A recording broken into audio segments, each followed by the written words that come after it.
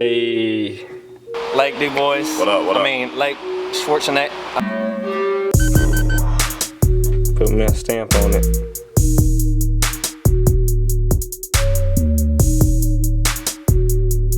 Word to the wise. Ah!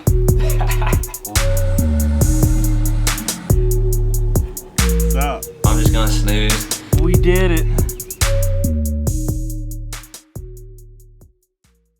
What's up, guys? So, as you can see, I have Abby with me today.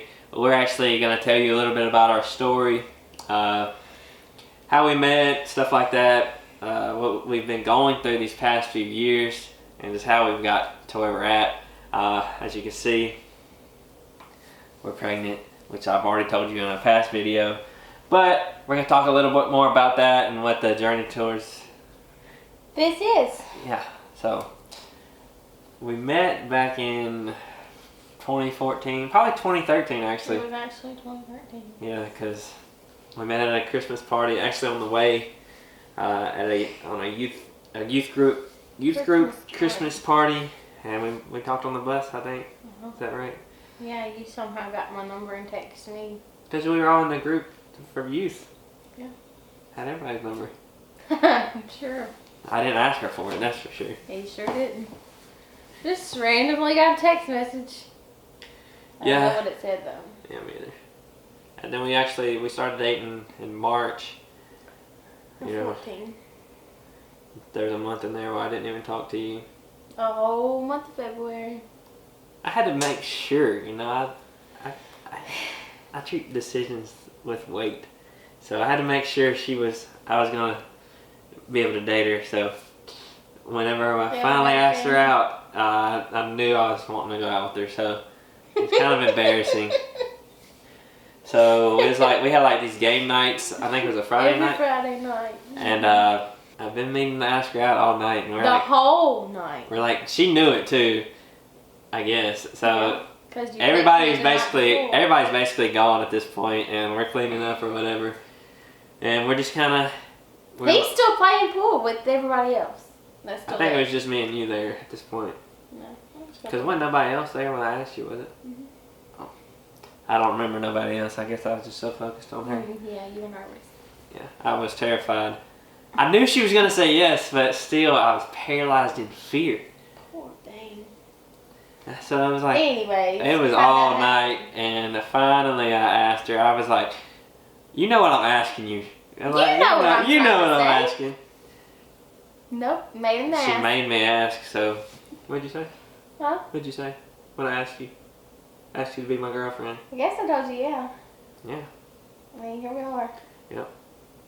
And we dated for like 3 years. We were engaged for like a year, I guess, and then we got married in You want to tell the engagement 2017. story and what was supposed to happen? Yeah, so had a bunch of friends over. We have summer camp. Yeah, for a conference, a youth conference they have where I was at the time, and they have this waterfall not too far away. My plan was to go to this waterfall and propose to her there, but and had all his friends try to convince me. Well, I didn't have them do that. I told them my plan, and they kept pressuring her to go to the waterfall, which she's hard-headed, and she bucked back against it. Next week. Yeah, but you're hard-headed. Yeah, okay, I'm hard-headed. She was trying to get home, I guess. So everybody left, and we're just hanging out, and I'm like, hey. Let's go outside and take some pictures. Yeah, so we take some pictures. My plan was to propose to her there because she wouldn't go to the waterfall, so I was going to do it during these pictures. And we get through the pictures, and my mom's taking the pictures, and then we go back in, and we're headed in. I'm like, hey. Let's take one more. Because, again, that paralyzing fear, obviously, I didn't ask her at that point, but I'm like, crap, I didn't ask her. So let's go take another picture. It was a picture I wanted to take. And at this point, did you have any idea? You didn't have a clue. Didn't have a clue. So I bend the knee and propose, and she's like shocked. Because you didn't have any money. Because you quit your job before you moved back to Batesville over the summer. Yeah, so it was a whole situation where I didn't have any money, but the reason I didn't have any money is because I spent it on the ring, but she didn't know that, so I was pretty slick about it. I guess, yeah. And what did you say? I said yeah. She said yes. Flash forward another year, we get married. About a year later, I guess, we moved back to our hometown. And I guess about 6 or 7 months later, I think it's about 8. 8 months later, we decided we want to start having a baby. So she was on birth control at the time. She gets off. The first month, we didn't really try, but we didn't try not to, I guess. We didn't prevent. We didn't prevent it. And then the next month, we were happens, happens. yeah, the next month, we read a book about how to get pregnant, like how to make sure you can get pregnant, whatever. Proper how to help. Scheduling and whatever, because we didn't really know about ovulation and stuff. So we learned about that, and first try, we got pregnant. And having a baby for us is just really important. We both feel like we were called to be parents. She's always been good with babies, and always loved babies from what I know. She's made to be a mom. She's just mom material, I guess. But just through that time period, this has been like 2 years ago, but through that time, I was just going through stuff to where I just wanted to be a dad, and being a parent was just meaning more to me, and like just the weight of it and the opportunity to raise people and just to be able to raise a kid and disciple them and point them towards Jesus and just all that aspect, and it was just it's just crazy. And I was super excited, and I just felt like it was time for us to become parents. Mm-hmm. So we got pregnant. His reaction was, "You're really pregnant?" Yeah, she surprised me. I had no idea. It's tape done. When did you do this? This morning? Mm-hmm. You went to the store this morning? Mm-hmm. You made me something.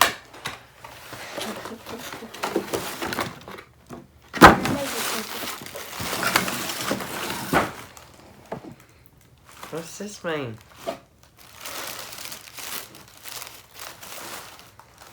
Are you really pregnant? Are you really? Does that really say I'm pregnant? Are you playing a joke on me? Dylan! Why would I play a joke on you?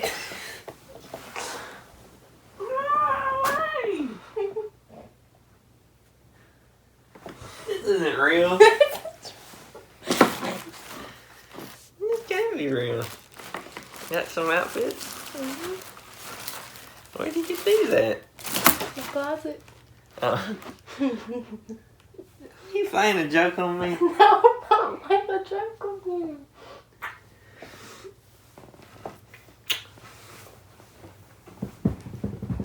Yes.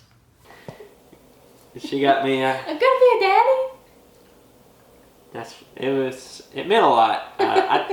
It's hard to put it into words, but it just meant a lot to be able to know that I was gonna be a dad.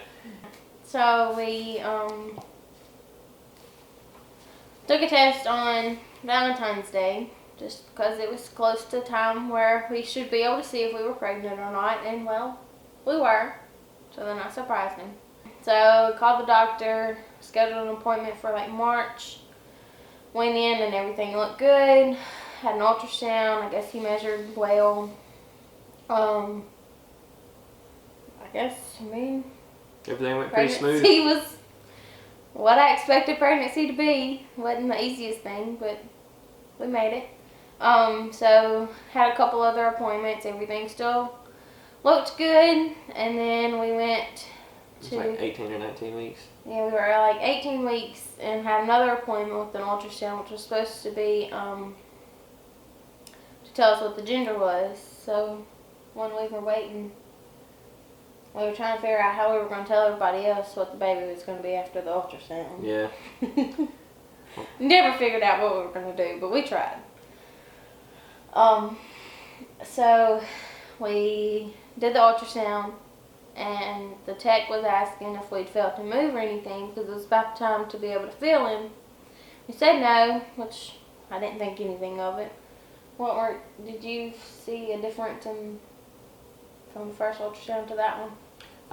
Visually, no, but I guess you tried to listen to the heartbeat, and there was no heartbeat.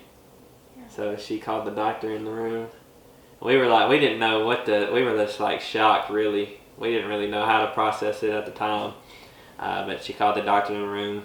We talked to the doctor, and there was no heartbeat. And being 19 weeks or 18 weeks, it was we weren't gonna be able to deliver. Yeah, we were gonna have to go to the hospital and deliver the baby that way instead of him coming out naturally. I guess he could have, but He could have. It would have been rough. It'd have been hard by ourselves. But the doctor thought the best thing to do was go to the hospital and deliver. So we waited just a few days. That Monday, and went in, and they started labor.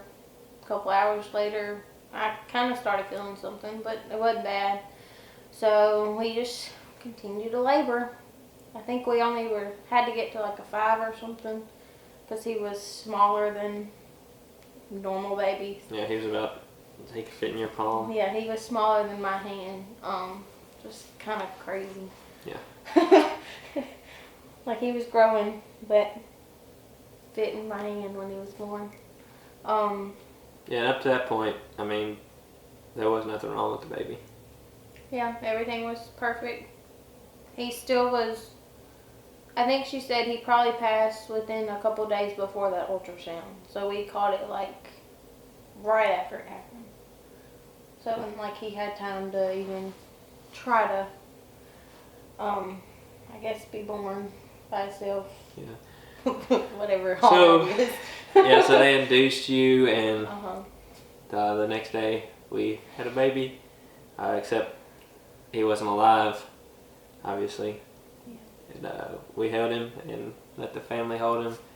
I think we stayed in the hospital another night. It was another night, and then we went home that next day, and then we had a funeral for him, which is crazy. You didn't even get to raise your son now, and you have to bury him. They said it was tradition for the dad to carry the baby to the gravesite, and I remember getting about halfway there a little more, and I just started crying. I couldn't hold it together anymore. It was rough. Just the thought of carrying your kid to the grave, and you never even got to hold him. They didn't even got to see him alive. Through the funeral, like, it was the most quiet, sad funeral I've ever been to, because everybody was either sobbing or completely silent. Like, usually, I mean, you're celebrating somebody's life, but at this point, there's nothing to celebrate.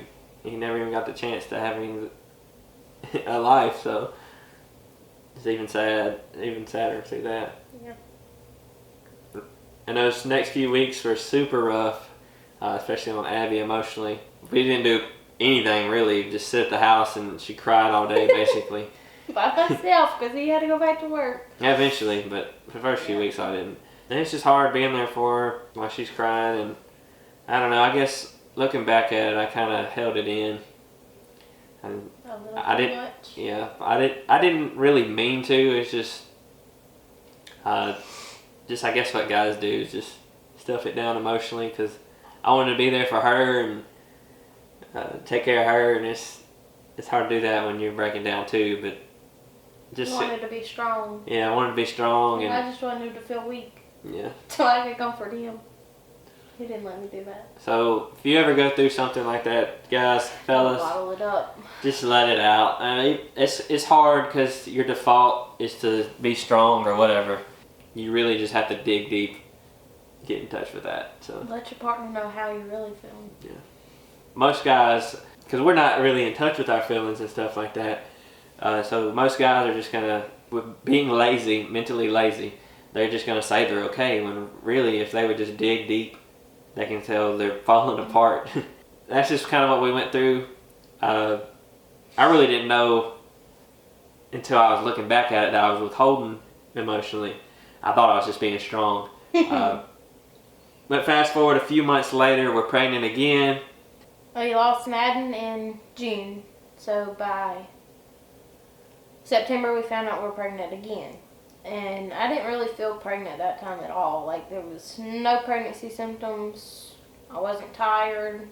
You were still pretty early in the pregnancy. Yeah, so I kind of equated it to that. But then I kind of started spotting a little bit, so I was like on edge. Like I knew something could happen. Yeah. I was expecting it to, even if I didn't let anybody else know that. Just because I didn't feel like I was pregnant or that the baby was going to make it. Since we've already lost one, I guess I already had that feeling of I may lose another. But yeah, we did lose that one at around 5 or 6 weeks. Not quite sure how far along we were. But then we got to go to a specialist. And I can't breathe, so I'm going to let you take over there. Went to the specialist, and actually 2 specialists. Yeah, we did a lot of blood work, and it showed that I had both hypothyroidism and Hashimoto's disease. And those are treatable with medication. She's been on that ever since. And the other thing actually was that she had a septate uterus, and that actually required surgery. So basically what that is in her uterus. A lot of extra tissue that's not supposed to be there. Exactly, and the tissue is, the baby attaches to it. It could lose its blood supply. There's no blood supply, so hard to live off of that. So she had to have surgery for that, and that was about December of this past year. December, and 2019. Of 2019. It's 2020 now. What a year. She had the surgery, and then shortly after we were cleared to try to have a baby again. We're pretty experienced about getting pregnant. It's pretty easy. Baby number 3, pregnancy number 3 here. And here we are. A little over 7 months pregnant. Yeah, 7 months pregnant. Almost time for baby Stubborn Rylan. little guy, but he's growing. Yeah, he's growing. The big boy. Another boy. Almost 4 pounds. Yeah, we're excited. It's been a long 2 years. I wouldn't wish what we went through on anybody. I don't know. I feel like it's just gonna make this. It's just gonna make this baby even sweeter to hold. We may not put him down. We don't plan on spoiling him, but he He'll probably be will be. spoiled You know, that's just how it goes. And Mama stays home, so Yeah, it's gonna be fun. we'll see. So yeah, we just wanted to go over our story and our journey of how we got here. It's been a long journey. It's been hard, really hard. I just want to tell you guys, dig deeper.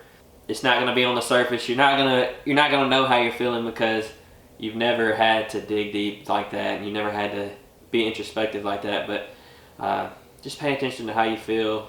Be there in ways that, I mean, it's going to be hard. Be there. For both of you. Yeah, for both of you. So just be there in any way you can. Do what you can do. The main thing that got us through me, was just knowing that God had us and God was in control. Even though we were losing our babies back to back, I didn't know like why or anything, like what the heck, but I didn't really know how all that happened. But either way, yeah.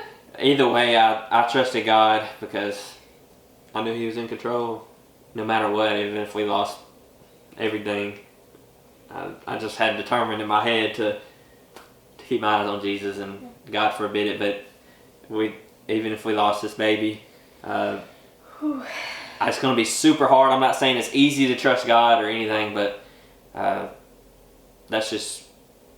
My goal is to trust God and keep my faith in Him. And we're going to have this baby. He's coming home. He's coming home for sure.